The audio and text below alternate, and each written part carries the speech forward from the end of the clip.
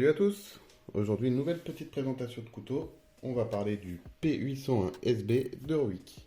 Avant de commencer la présentation, petit message à tous les abonnés. Je voulais vous remercier de me suivre. Le nombre d'abonnés monte petit à petit. Franchement, j'en suis très content. Ça fait plaisir et ça me motive pour refaire des vidéos. Si vous n'êtes pas abonné d'ailleurs, pensez-y maintenant.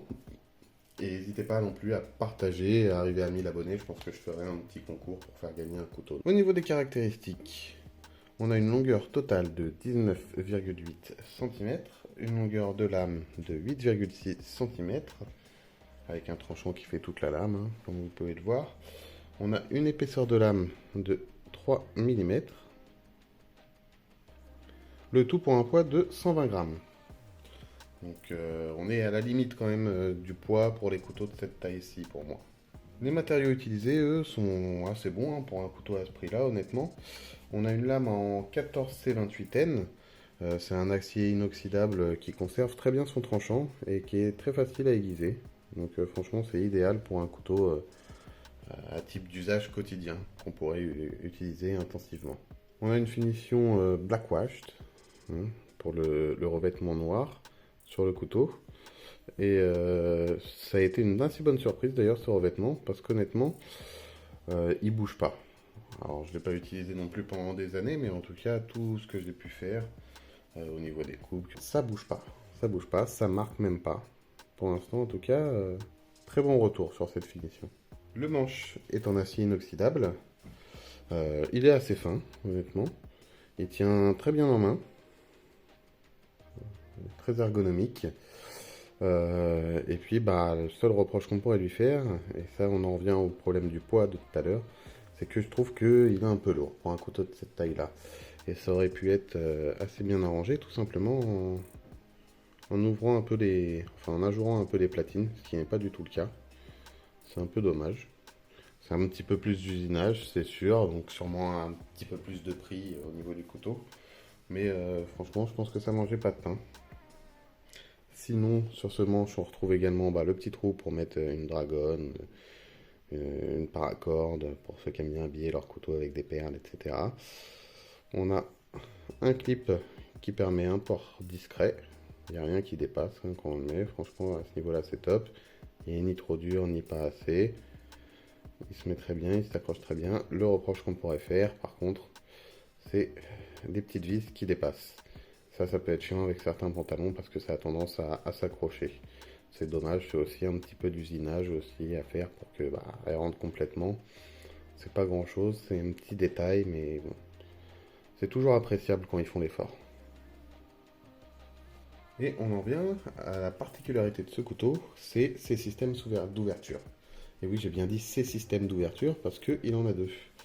Donc vous avez soit le classique flipper, qui est ici, qui est honnêtement hyper efficace. On le chope hyper facilement, il y a juste une pression à faire, ça s'ouvre tout seul, c'est super fluide grâce au roulement à billes.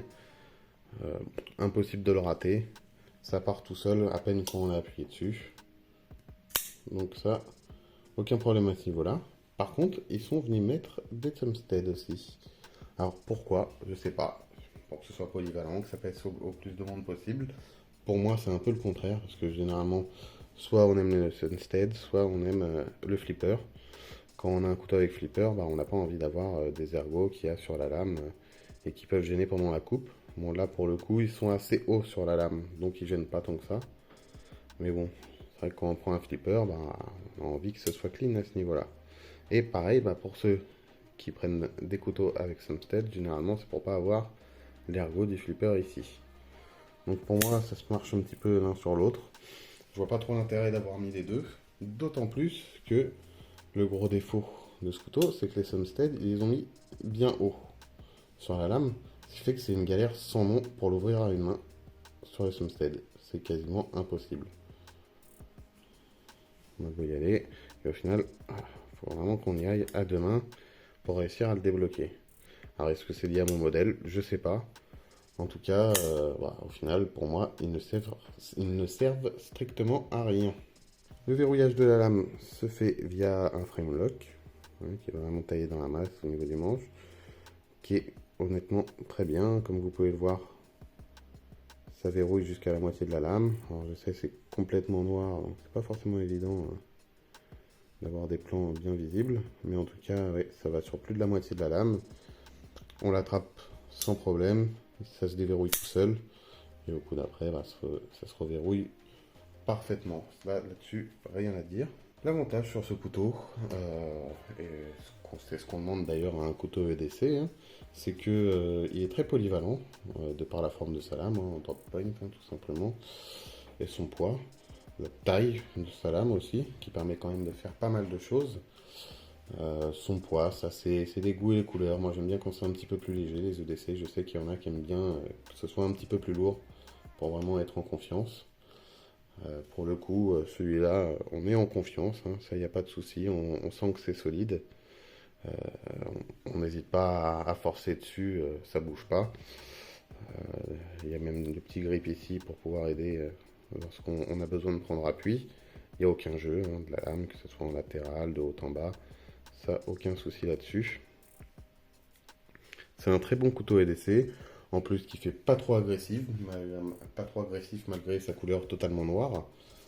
Et donc vous pouvez le sortir en public sans que ça choque personne. Donc il y a encore des choses quand même à corriger, hein, comme je le disais tout à l'heure, les petites vis qui ressortent. Hein, bon, c'est qu'un détail, mais c'est vrai que c'est le petit truc des fois qui peut tout faire par rapport à un couteau. Les platines ajourées, voilà, c'est deux petits trucs que je changerais. Et puis faire sauter le sunstep qui pour moi ne sert à rien. C'est trois petits défauts que j'ai trouvé à ce couteau-là. Sinon, très beau couteau EDC, je vous le conseille, surtout pour moins de 40 euros. Honnêtement, ça vaut le coup. Voilà pour cette vidéo. Si vous n'êtes pas abonné, pensez à vous abonner. N'hésitez pas à lâcher un petit pouce bleu, un petit commentaire. Je réponds à tout le monde. Et puis on se revoit très vite pour une nouvelle présentation. Salut!